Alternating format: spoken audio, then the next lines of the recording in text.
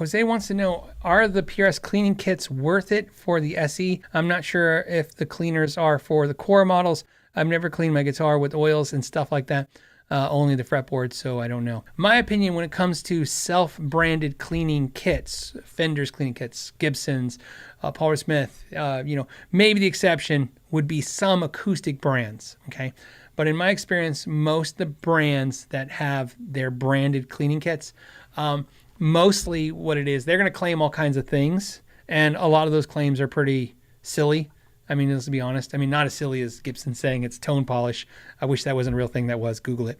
But what they're doing is the same logic a lot of brands have done for many years, which is once they know you trust the brand, you buy this product, you trust the brand, then putting that brand on other type products that they don't make and don't really have a whole lot to do with, although some of these companies do kind of, approve some of these kits and polishes.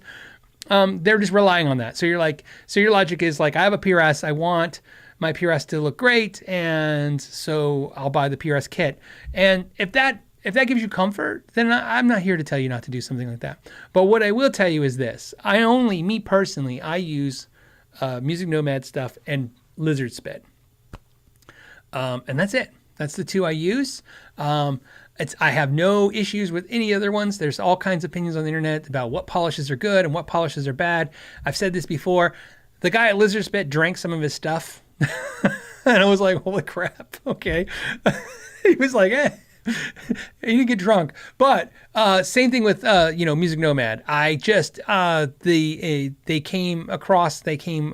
They actually will disclose some of the stuff that they're using. My problem sometimes with Dunlop and a lot of the polishes is, man, just getting information from them. As a YouTuber, I've done videos and I've reached out to these companies personally, and here's my logic on this. And I just want to be clear.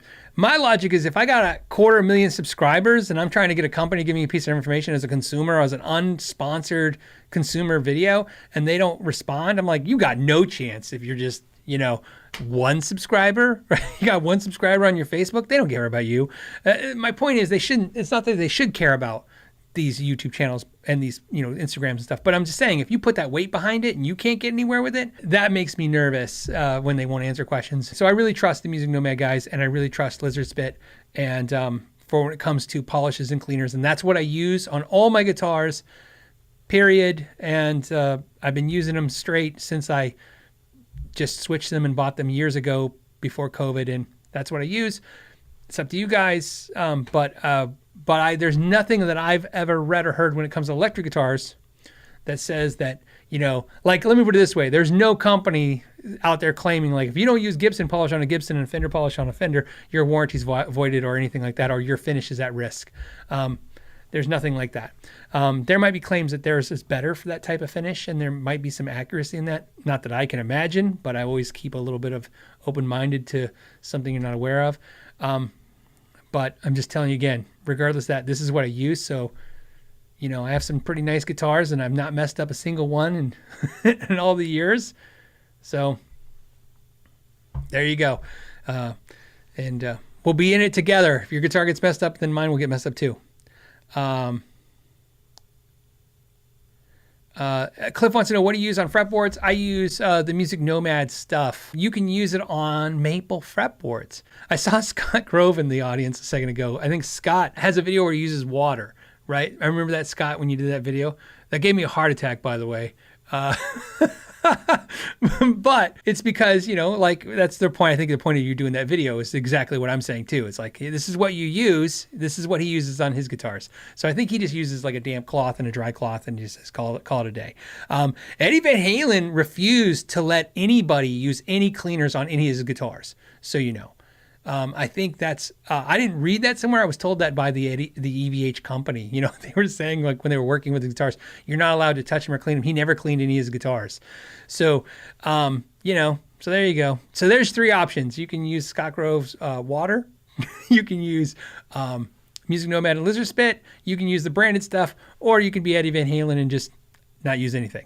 So, and then a lot of people are putting comments about other brands like Turtle Wax and other stuff like that. And again, if that works for you guys and you've had that, that's great. But again, I can only I can only tell you guys what I've used and what I've had good luck with. If you enjoyed this podcast clip, you can watch the entire episode by clicking the link in the description or streaming it on iTunes, iHeartRadio, and Spotify. You can also join it live every week, Friday at 3 p.m. Pacific Standard Time, and I hope to see you there. Until next time, know your gear.